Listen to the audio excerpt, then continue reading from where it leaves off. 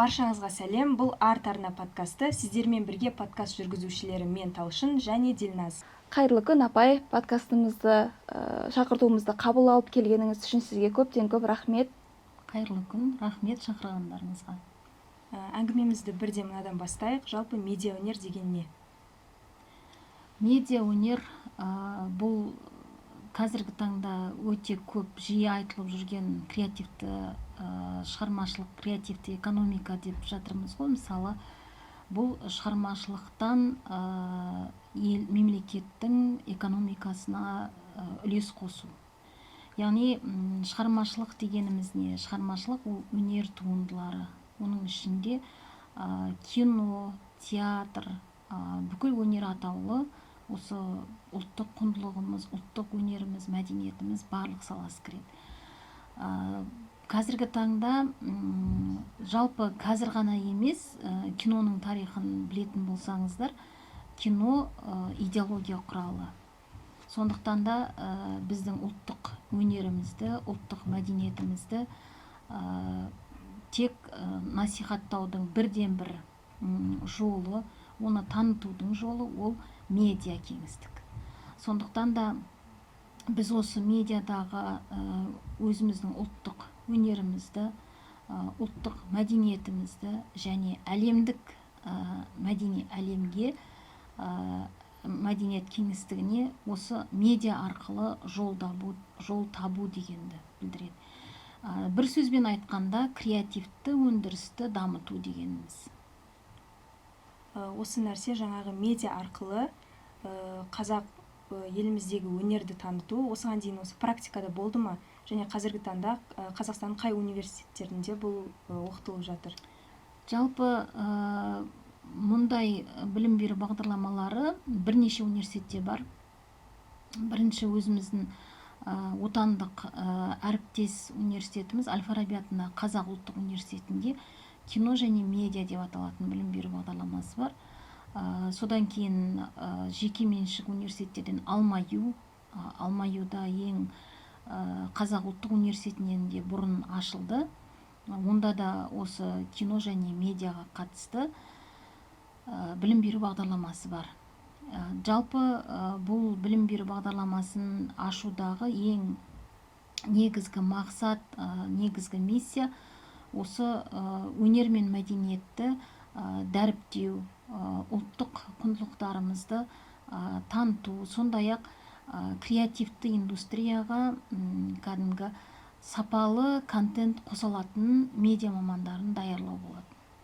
Осы біздің Евразия ұлттық университеті бар және өзіңіз айтып отқан Әл-Фараби университеті бар. Осы мамандықтардың ішіндегі қамтылатын пәндер бір-біріне ұқсас па университеттегі, әлде әртүрлі салаларды қамтиды ма? Негізі бұл білім беру бағдарламасын дайындау барысында мен өте көп білім беру бағдарламаларын қарастырдым. Оның ішінде отандық білім беру бағдарламаларымен қоса Европа елдерінің білім беру бағдарламалары да сарапталды. Неге десеңіздер, өйткені бұл білім беру бағдарламасы жалпы цифрлық медиа коммуникациядағы мүмкіндіктерді, оның ішінде технология, шығармашылық, сондай-ақ бүкіл осы медиа өндірістегі барлық негізгі кәсіби құзыреттерді бойына жинаған мамандарды даярлауды, әмбебап мамандарды даярлауды мақсат еттік. Әрине, білім беру бағдарламасында қайталанатын пәндер ол Әл-Фараби атындағы Қазақ ұлттық университетімен кейбір пәндер ұқсас болуы мүмкін. Кино драматургия жағынан, кинотану жағынан кейбір пәндеріміз ұқсас болуы мүмкін. Ал жалпы білім беру бағдарламасында қамтылған пәндердің көпшілігі ол негізінен мына әлемдік деңгейдегі тәжірибеге сүйеніп жасалды. Біріншіден, бұл білім беру бағдарламасындағы негізгі жаңа пәндердің қосылуы мынадай критерийлерге сүйеніп жасалды. Бірінші, әрбір пән ол белгілі бір оқулықтарға сүйену керек. Оқулық дегенде қандай оқулықтарды іріктеп алдық? Сіздер жақсы білесіздер, 100 жаңа білім бағдарламасы аясында 100 жаңа оқулық Оксфорд, Гарвард және сол сияқты әлемдік деңгейдегі университеттерде оқытылатын пәндердің оқулығы қазақ тіліне аударылды. 2019 жылдан бастап бұл бағдарлама іске асты. Соның нәтижесінде осы ұлттық аударма бюросы бірнеше оқулықтарды қазақ тіліне аударды. Сол оқулықтарға сүйеніп жасалды. Мысалы, кино тарихына қатысты, кино драматургияға қатысты, содан кейін жаңа сценарий жазу, сонымен бірге мына телевизия және цифрлы медиа мәтін жазуға қатысты негізгі пәндер сол оқулықтарға негізделді. Кез келген пәннің ол негізгі тірегі оқулық. Сондықтан біз сол әлемдік деңгейдегі танымал авторлардың оқулықтарына сүйене отырып пәндерді қостық. Ал одан бөлек пәндердің болашақта біз өзіміз жазуымыз керек деген пәндер де ол жаңағы білім беру бағдарламасында қарастырылды. Мысалы, саунд дизайн деген пән бар. Осы пәнге қатысты оқулық жазу алдын ала жоспарлап, егер осы пәнді бірнеше жыл қатарынан оқитын оқытушы болса, онда әрбір оқытушы жыл сайын тәжірибе жинақтап, сол пән бойынша оқу құралын немесе жаңағы оқулығын жазып шығуына болады. Алда осы білім беру бағдарламасын қалай дамыту нақты ойда бар? Мысалы, жақында магистратура ашылды. Әрі қарай бұны қандай біз көлемде көре аламыз, осы мамандықтың мүмкіндіктерін? Бұл білім беру бағдарламасы негізінен әлемдік мамандықтар атласы деген атлас бар, жаңа мамандықтар атласы. Сол жаңа мамандықтар атласының ішінде AR/VR деген арнайы бағыт бар. Яғни бұл қазіргі цифрлық технологияның дамыған уақытында біздің мүмкіндіктеріміз, жалпы кино, әлемдік кино, жаңағы кино тарихында ондай дәуір, цифрлық дәуір басталып та кетті. Сол технологияны игеру мақсатында біз ең алдымен осы білім беру бағдарламасының концепциясын жасайтын кезде әлемде және болашақ 30 жылдықта бізге қажетті мамандықтар тізбесі қалай жасалды деген сұрақ болды. Соның нәтижесінде әлемдік мамандықтар атласы бар. Сол атластан осы AR/VR дизайн мамандығы осы жуық арада бізге қажет болады деген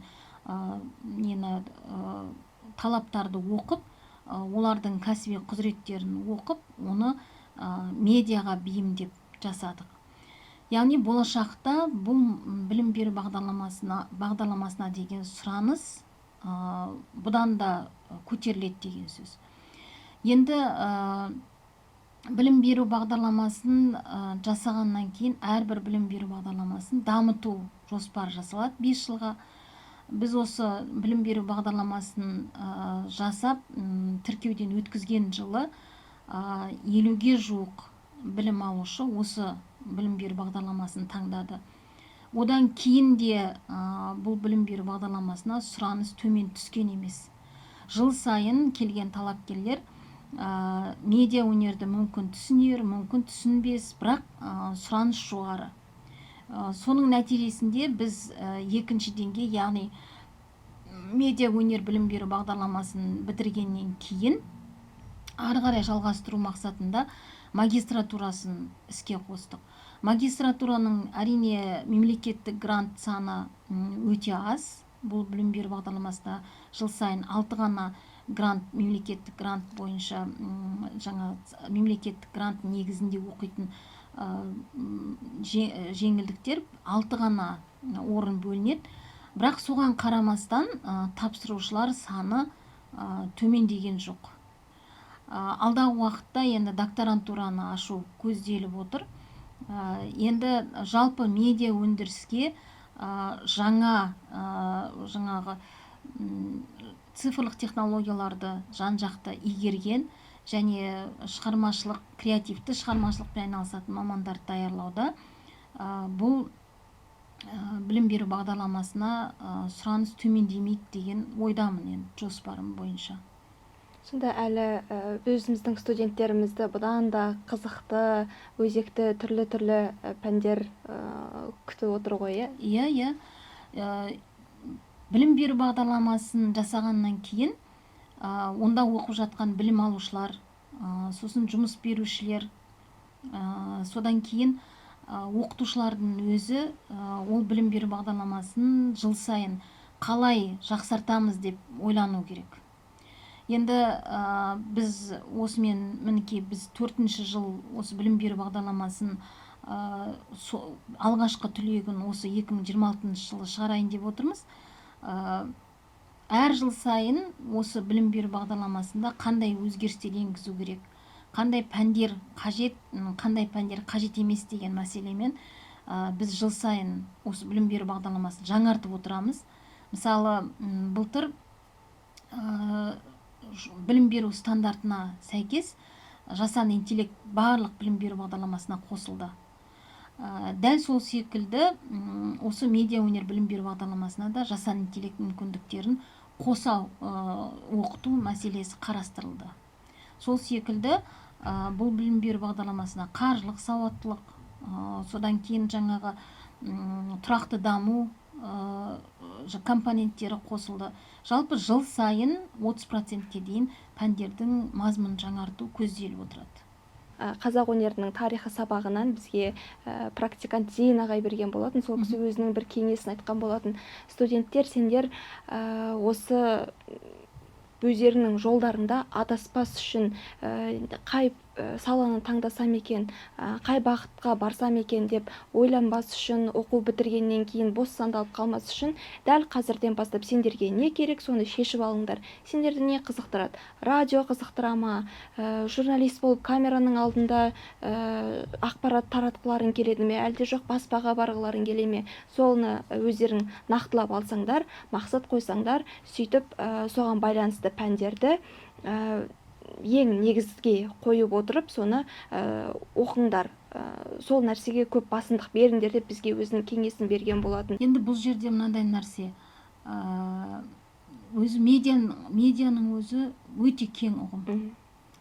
Медиаға жаңа сіз айтып отырған бүкіл бұқаралық ақпарат құралдарының барлығы кіреді, және қазіргі біздің әлеуметтік медианың барлығы кіреді. Оның ішінде әлеуметтік желілер, сондай-ақ мынау видео хостинг, YouTube мысалы, бүкіл медиа атауымдар, тіпті медиаға мынау недегі кез келген көшедегі немесе кез келген жарнама өнімдерінің өзі медианың бүткіл атауын, яғни ақпарат беретін дүниенің барлығы медиа құрылымына бүкіл осының аясына сыйып кетеді.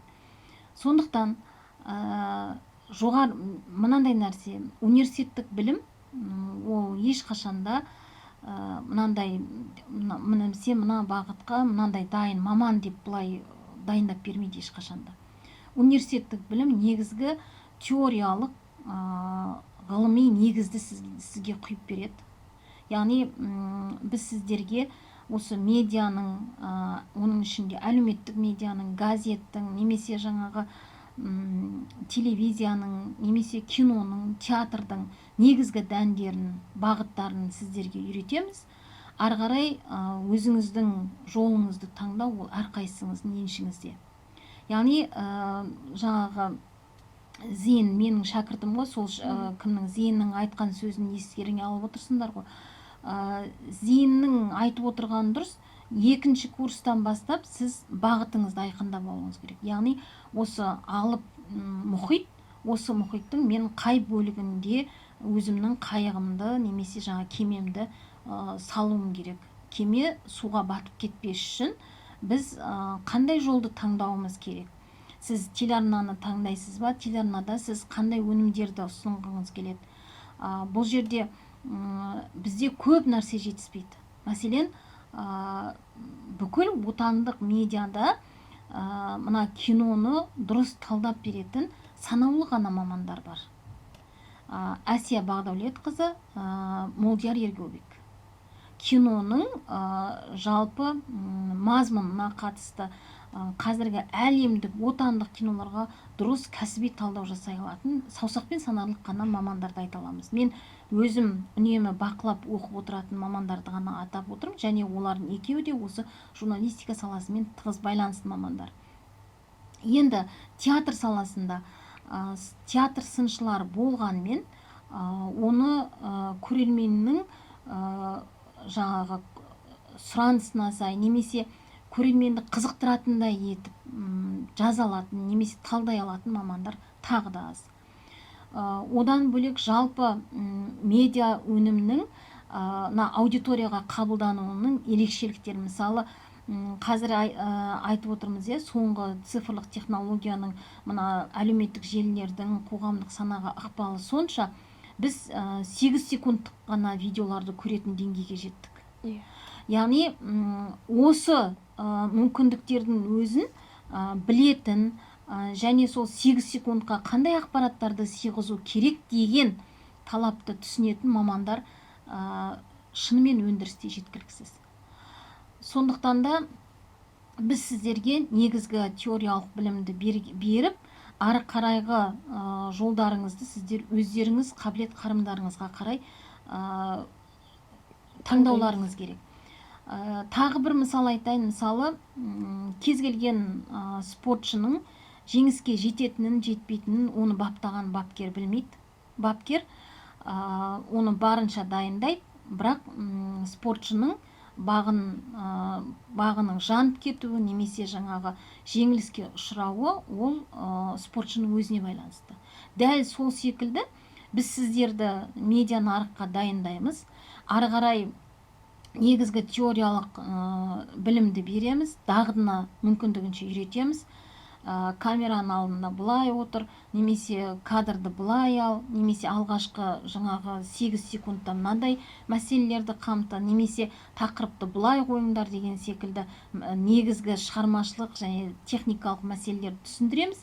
Ары қарай кім қалай қабылдады, кім қалай алып кетті, ол әркімнің өзінің қабілет қарымына байланысты.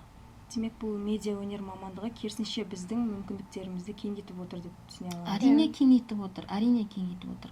Енді бұл жердегі сіздердің ең басты артықшылықтарыңыз бұл білім беру бағдарламасының білім беру бағдарламаларының тобының өзі өнер бағытында. Яғни сіздерге өнер тану бағытындағы бакалавр дәрежесі беріледі, және ол медиамен тығыз байланысты. Яғни білім беру бағдарламасының атауы өнер. Яғни сіздер екі арнаны бір арнаға тоғыстыратын, креативті экономикаға нағыз жаңа өзінің үлесін қосатын маман болып шығасыздар деген үміттеміз. Сонда осы мамандықты бітірген студенттер қандай диплом алып шығады? Журналист деген бе, әлде өнертанушы? Өнертану бағытындағы бакалавр. Және ол жерде білім беру бағдарламасы тұрады, медиа өнер білім беру бағдарламасы. Бұл мамандықты арт журналистика деп атай аламыз ба? Арт журналистика деп журналистиканың өзі медианың жанында тарылып қалады ауқымы. Журналистика ақпарат таратушы, ал медиа ұғымы ол өте ауқымды ұғым. Сондықтан журналистикаға қарағанда медиа өнердің ауқымы кең. Мен жаңа медиаға қатысты түсініктемен айтып кеттім ғой, медиа ұғымына қандай салалар кіретін. Осы тұрғыдан алған кезде журналистиканың мүмкіндіктеріне қарағанда медианың мүмкіндігі ауқымы өте кең. Шынымен де негізі қазіргі таңда бізде осы жастардың мүмкіндіктері өте көп болып отыр ғой. Біздің қазақ тілді контент, мысалы, қазір қатты дамымаған, өзіміз көптеген зерттелмеген, әлі істелмеген нәрселер өте көп. Және өзімізде, мысалы, осы мамандыққа түсу барысында соны көздеп келген болатынбыз. Осы қазақ тілді контентті, қазақ тілдегі медианы дамыту. Және бағана осы есіме түсіп отыр, медиа өнер деп енді біз түскен кезде сіз айтып отырғандай қазіргі кездегідей ол ауқымды болған жоқ, қазіргі кездегідей танымал болған жоқ. және біз көбінесе бұны тек дәстүрлі журналистикаға түсе алмай қалған абитуриенттер түскен секілді болып қабылдаған болатынбыз. Осы тұста мен Дильназ, сенен сұрағым келіп отыр. Сен медиа өнер деген мамандықты көрген кезде не себептен оны таңдадың?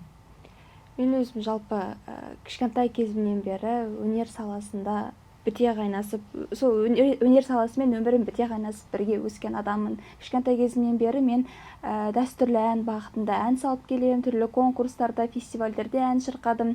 Жалпы өнерге бір табан жақынмын десем болады. Ал кішкентай кезімнен бергі арманым осы өнер саласында қызмет ету болды, бірақ есейе келе мені камераның сыртындағы жұмыстар қызықтырды. Режиссердің, оператордың, корректордың жұмысы, сценаристің жұмысы, осы бағыттар қызықтырғандықтан мен өзімді тек бір қатып қалған қағидамен тек өнер саласында емес, медиа саласында да көргім келгендіктен осы бағытты таңдадым. Мен де осы мамандыққа түсетін кезде медиа және өнер деген екі бір ұғымның тоғысқанын көріп, өте бір қызығушылығым оянған болатын. Және қазір сіздің сөздеріңізді тыңдап отырып, қуанып отырмын. Яғни шынымен де біздің мүмкіндіктеріміз өте көп екеніне, болашағымыз, осы мамандықтың болашағы бар екеніне көзім жетіп отыр. Енді осы тұста сізге бір қызық сұрақ. Егер де уақытты қайта айналып, мүмкіндік болып жатса, сіз осы мамандыққа түсер ме едіңіз? Иә, түсетін едім. Өйткені бұл мамандық мен үшін де өте қызық болды. Бұл мамандықты ойланып, бұл білім беру бағдарламасын жасаудағы кішкене өзіме қатысты бір мәселені айта кетейін. Бұл мамандық дүниеге қалай келді? Білім беру бағдарламасы дейміз ғой қазір. Бұл білім беру бағдарламасы осы кафедра меңгерушісі болып отырған кезде, баспасөз және баспасы кафедрасының меңгеруші болып 19 жыл мен 2022 жыл аралығында қызмет еттім. Сол кезде осы кафедраның түлектерінің жұмысқа орналасу туралы өзім зерттеу жұмысын жасап көрдім. Сол кезде баспа ісі білім беру бағдарламасындағы оқыған түлектер жұмысқа орналасу жағынан көрсеткіші өте төмен. Және осы баспа ісі білім беру бағдарламасының түлектері қайда жүр деген кезде олар баспа ісін бітіріп баспа саласында қызмет етіп жүрген жоқ. Мен 5 жылдық жаңағы түлектерге мониторинг жасап зерттеп көрдім. Еш қайсы өзінің кәсіби мамандығы бойынша жұмысқа тұрмаған.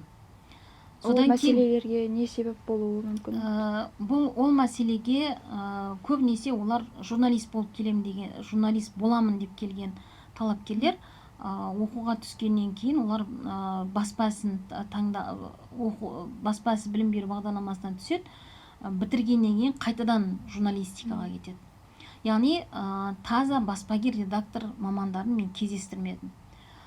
Сосын білім беру бағдарламасын қайтадан өзгерту керек деген сұрақ тұрды. Енді бұл жерде мына нәрсені де ескеру керек. Журналистика және репортерлық іс білім беру бағдарламалар тобында тағы да статистикаға сүйенетін болсақ, осы соңғы 3 жылдың 4 жылдың көлемінде оған бөлінетін мемлекеттік гранттың саны тек санаулы бір 10 рет па бір 10 грант қана қосылып отырған жыл сайын, 5 грант, 10 грант қана қосылып отырған, 200-250-дің айналасынан шықпаған мемлекеттік грант сұранысы. Енді сіз оны осы 250 мемлекеттік грантты республика бойынша дайындалатын 41 білім беру бағдарламасына бөліп көріңіз. Бөлсеңіз 6,6 шатаспасам, яғни бүкіл осы 41 білім беру бағдарламасына 6 адамнан мемлекеттік грант үлестіріледі. Енді оның басым бөлігі ол ұлттық университеттердің еншісінде. Яғни ұлттық университеттерде алтын белгі иелері көп келеді. Бірінші кезекте конкурс алтын белгі иелеріне, одан кейін үздік аттестатқа, содан кейін барып балл көрсеткіші бойынша жалпы конкурс, ауылдық квота деп бөлінеді. Осылы жіктеген кезде қалған бір орынға 6 адамнан бір орынға 10 адамнан құжат тапсырған адамдар ол осы білім беру бағдарламалар тобынан тыс, яғни конкурстан тыс қалып қояды. Енді бұдан шығатын жол қайсы? Қалған журналист болам деп арманын арқалап келген баланы қайда жіберуіміз керек, не істеуіміз керек деген сұрақ тұрды. Содан кейін біз осы цифрлық мүмкіндіктердің барлығын тексеріп отырып, және жаңағы болашақта қажет деген мамандықтар атылысын тексере отырып, қай жерден біз өзіміздің орнымызды табуымыз керек деген кезде AR, VR жаңағы дизайн мен біздің медианың тоғысатын жері бар. Яғни медиадағы бүкіл цифрлық технологиялардың мүмкіндіктері осы AR, VR-ға келе жатырмыз. Сондықтан осы мүмкіндіктерді ескере отырып, және аудиовизуалды құрылғылар және медиа өндіріс білім беру бағдарламалар тобына қарап, оны зерттеген кезде бұл жерде мүмкіндік бар екенін сезіндік. Мүмкіндік қалай? Аудиовизуалды құрылғылар және медиа өндіріс білім беру бағдарлама тобында республика бойынша 2-3 қана университет конкурсқа қатысады. Ал бөлінетін грант саны 90-100. Қазір 100 грант бөлінеді. Мемлекеттік гранттың саны 100-ге артты. Енді 2026 жылы қаншалықты оның көбейетінін немесе сол 100-де қалатынын білмейміз. Осы жағдайды ескере отырып, біз өнер бағытында болса да медиамен тығыз байланысты білім беру бағдарламасын жасау. Яғни мына жаққа толассыз келіп жатқан талапкерлер өзінің мүмкіндігін медиа өнерде де ашып жалғастырсын. Яғни медиамен тығыз байланысты білім беру бағдарламасын ашу және олардың журналистикадағы арманын осы медиа өнер арқылы ұштастыруға қол жеткізсін деген мақсатпен осылай білім беру бағдарламасы дүниеге келген болатын. Сізге басты мотивацияны берген демек осы жағдай ғой, иә? Болашақ мамандар өздерінің армандаған армандарынсыз қалып қоймасынша, мамандық иесі болсынша деп осы мамандықты шығарғандарыңыз үшін, университетке енгізгендеріңіз үшін сізге де және жаныңызда болған әріптестеріңізге де көп рахмет айтамыз. Себебі осы 3 жылдың ішінде біз топтастарымызбен бірге түрлі қызықты сабақтарды өттік. Сіздің сабағыңыздан үйренгеніміз өте көп болды. Тек біз өнер десек, көз алдымызға театр мен кино ғана елестесе, біз сурет өнерінің тарихы, мүсін бар, тағы басқа кітаптар, отырарда қаншама өртеніп кеткен кітаптардың тарихы туралы біліп жатырмыз. Сол себепті осы басқа түсер студенттерге айтарым, ешқашанда мүлде өкінбесін, осы мамандыққа келіп түссін, біздің ары қарай жолымызды жалғастырсын дегім келеді. Жалпы бұл білім беру бағдарламасының басты жаңа ерекшеліктерін біз әңгіме барысында толық аша алдық па, аша алмадық па, енді оны көрермен бағасын берер. Дегенмен бұл білім беру бағдарламасында медианың мүмкіндіктерін жан-жақты игеріп, және осы әр өтіп жатқан пәндерден медиада не нәрсе қозғалмай жатыр, жалпы медиа кеңістікте қай нәрсе ескерілмей жатыр дегенді де әрбір білім алушы іштей түйіп жүрген шығар деген ойдамын. Бұл білім беру бағдарламасын бітірген әрбір түлек кез келген медиа өндірістің кез келген жаңағы редакциясына барып өзінің шығармашылық қабілетін көрсете алады деп ойлаймын.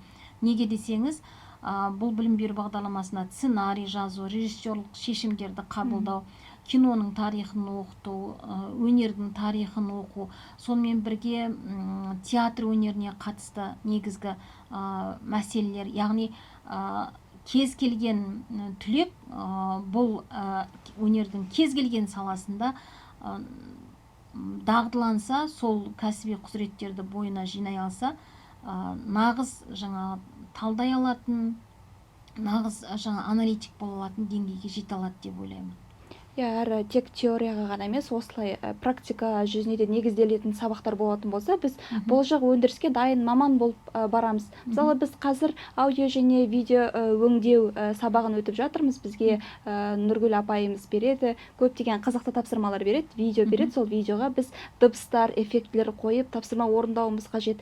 3 апта орындасақ та, сол 3 аптаның ішінде бірінші апта қиналғанымызбен, екінші апта машықтана бастады. Қолымыз үйреніп, бірден дыбыстарды қай жерге қою керек, соның барлығын ақырындап үйреніп, болашақта ол істерді көрген кезде жатсынбай бірден іске кірісіп кете алатын маман болып баратынымыз қуантады.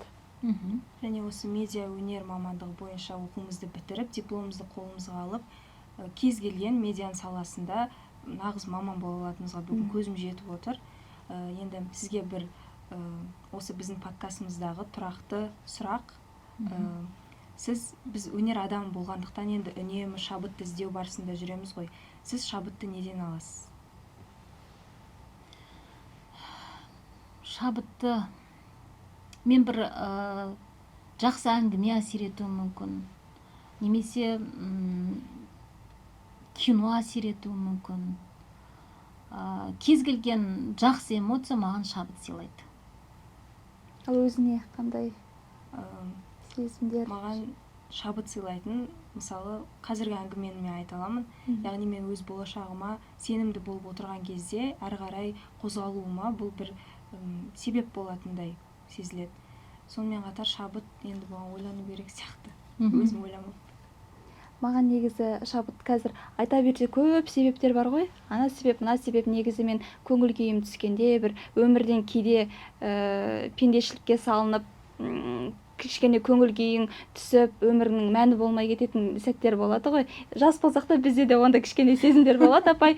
Сол кездерде мен классика тыңдағанды жақсы көремін. Бах, Бетховен, Моцарттарды тыңдасам, білмеймін, әуендері маған бір ерекше серпін беріп, ары қарай өмір сүруіме көмегін тигізіп жатады. Тамаша.